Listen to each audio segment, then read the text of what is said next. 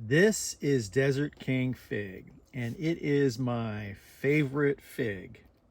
I'll get into the why it's my favorite fig in a minute, but what you see here is the breba crop, which is these are figs that they were very tiny on last year's wood. So this is last year's growth, and the breba crop on figs forms the year before, and then as a result, it ripens very early the next year. And there's many figs that have a breba crop, but Desert King is not only consistent in its breba crop, but it's there's a lot of them. Look at all these. These are all brebas on last year's wood. So it's a very predictable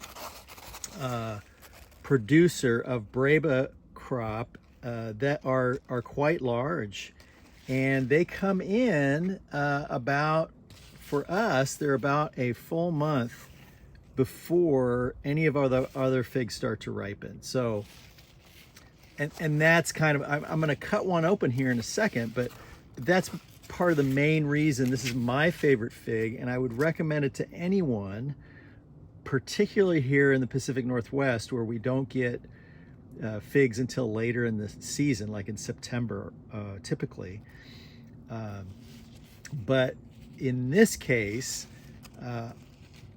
I've also recommended, because no matter where you are, this breba crop will come in much earlier than your main crop. And there's nothing like that first fruit of the year, whether it's early burlap for cherries or methyl plum for plums. You've waited a year, or you've waited 6 to 8 months for that fruit to be ripe again, so you can pick it off the tree, and this is it. And it's not bad at all. It's a good fig.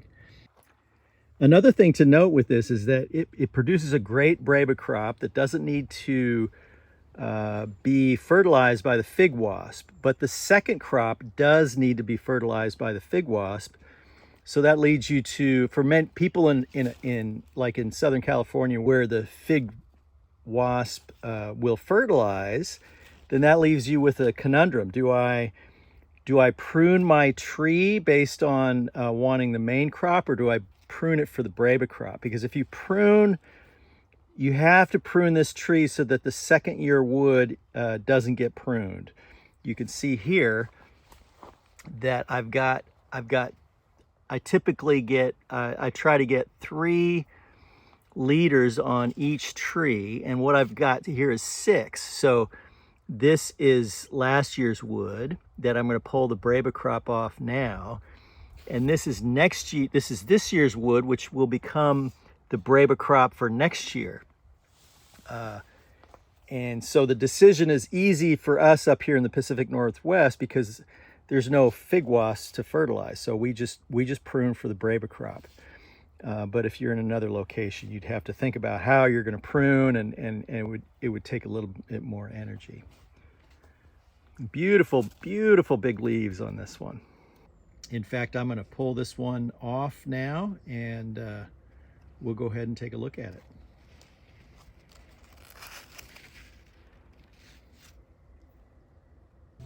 I've got my handy steak knife that I always use when I'm cutting open a fig here. So let's see what it looks like. And it looks great. This clearly I could have let it ripen some more, but it is already quite soft and ready to eat. But it's got this, the contrast between the exterior here and the interior is great. And let's go ahead and take a taste.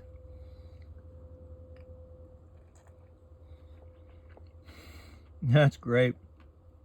I mean, I really do believe that one of the first fruit of the year is one of the best, because gosh, it's been forever since I had a fresh fig. And it's mid-July here in the maritime Pacific Northwest. Desert King figs usually don't come in until August a lot of time around here. But we have all of our We have all of our figs in a hoop house here. Let me show you. So they get probably an extra month or two of growing season and an extra 15 degrees of heat.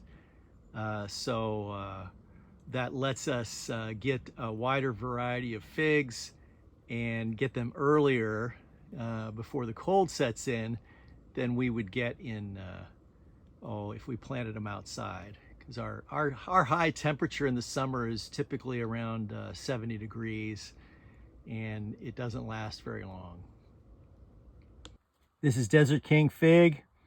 I highly recommend you add it to your collection. It'll give you a great fig weeks, if not a month, before the rest of your figs. It is a heavy producer and a consistent producer of a good breba crop.